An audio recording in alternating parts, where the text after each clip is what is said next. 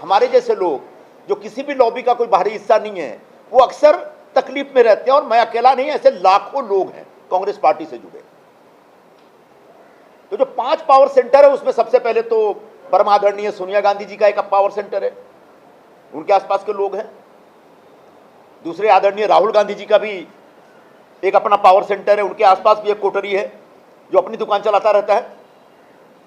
फिर बहन जी की भी एक अपनी कोटरी है, वो अपने ढंग से एक्सर्ट करती रहती हैं, अपना पावर एक्सर्ट करती रहती हैं। अध्यक्ष महोदय हैं, उनका भी एक पावर सेंटर बन गया है। उनके आसपास जो लोग हैं वहां तो ऐसे ऐसे लोग हैं जिनके पास कोई राजनीतिक अनुभव नहीं, कोई राजनीतिक आधार नहीं, अचानक उनके साथ जुड़ के वो हाईकमान बन गए और इस तरह की बातें करते, इस तरह की भाषा का इस्तेमाल करते जो मैं आपके सामने यहां प्रस्तुत नहीं कर सकता। और आखिरी एक जो पावर सेंटर है जनरल सेक्रेटरी ऑर्गेनाइजेशन का, वेणुगोपाल जी का, वो भी एक पावर सेंटर बना हुआ है भाई। वो भी अपने ढंग से अपनी राजनीति करते रहते हैं। जब हिंदी बोलते समझ में नहीं आता, अंग्रेजी बोलते समझ में नहीं आता, मलयाली हमको समझ में नहीं आता है।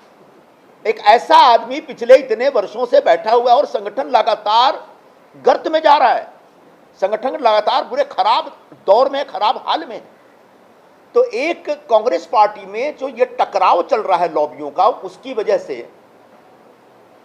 कांग्रेस के बाकी राज्यों में बैठे जो लीडरशिप है, जो मेरिटोरियस लोग हैं, जो योग्य लोग हैं, उन लोगों का कष्ट बढ़ता चला जा रहा है। और मैं पिछले 4-5 वर्षों में इसको बड़ी गंभीरता से मैंने महसूस किया है, लेकिन मैं धीरज रख रहा था। आखिरकार धीरज टूट गया, बांध टूटा धीरज का, और उसके बाद जो सामने आया वो सब आपके समक्ष है। तो ये जो वैचारिक स्तर पर जो एक द्वंद्व चल रहा है पार्टी में, उसकी वजह से बड़े पैमाने पर कार्यकर्ताओं के अंदर एक निराशा और नाराजगी बनी हुई है। और अगर यूं ही चलता रहा तो आगे जाकर धीरे धीरे बहुत कुछ खत्म हो जाएगा, बिगड़ जाएगा, मुझे ऐसा लग रहा है। वैचारिक स्तर पर आप देख लें, मैं थोड़ा गंभीर बात कर रहा हूं, पता नहीं आप लोग इसको कितना दिखाना चाहेंगे, कितना इसमें इंटरेस्ट लेंगे। कांग्रेस ने बार बार कहा कि हम सेकुलर पार्टी हैं और सेकुलर विचारधारा के आधार पर हम काम करना चाहते हैं। सेकुलरिज्म में कोई गलत बात नहीं है। गांधी जी लेके आए थे ये सेकुलरिज्म की विचारधारा, हिंदुस्तान में बहुत पॉपुलर की है। लेकिन गांधी जी के सेकुलरिज्म में धर्म का विरोध नहीं था, वो सर्वधर्म संभावता, सभी को साथ में लेकर चलते थे। लेकिन उसको अडॉप्ट किया नेहरू जी ने, जिसको हम नेहरूवियन सेकुलरिज्म कहते हैं। और नेहरूवियन सेकुलरिज्म में सबसे पहले धर्म का ही विरोध है। वो विचारधारा चलती रही। गांधी जी ने आजादी की लड़ाई में एक लीड ली, इस देश के तमाम लोगों के बीच वो जो विचारधारा थी नस नस में चली गई। बाद में नेहरू जी ने टेक ओवर किया, लगभग 17 वर्षों तक हिंदुस्तान पर राज किया उन्होंने बतौर प्रधानमंत्री। और जो नेहरूवियन सेकुलरिज्म था वो धीरे धीरे लोगों के नसों में चला गया। तो एक भूमिका होती थी कि नहीं ये गलत है, ये सही है, धर्म का जो आग्रह है उसकी एक मर्यादा होनी चाहिए, उसकी लिमिट होनी चाहिए।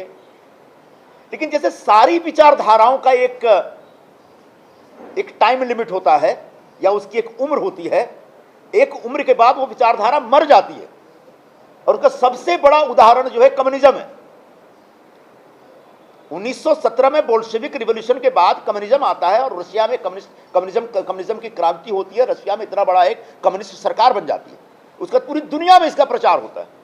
लेकिन 1991-92 आते आते पूरे कम्युनिज्म के खिलाफ विद्रोह होता है और कम्युनिज्म खत्म हो जाता है। मतलब उस विचारधारा की उम्र खत्म हो गई। बिल्कुल 70 वर्षों के बाद आज हिंदुस्तान में जो नेहरूवियन सेकुलरिज्म है, जिसमें धर्म के आग्रह का विरोध होता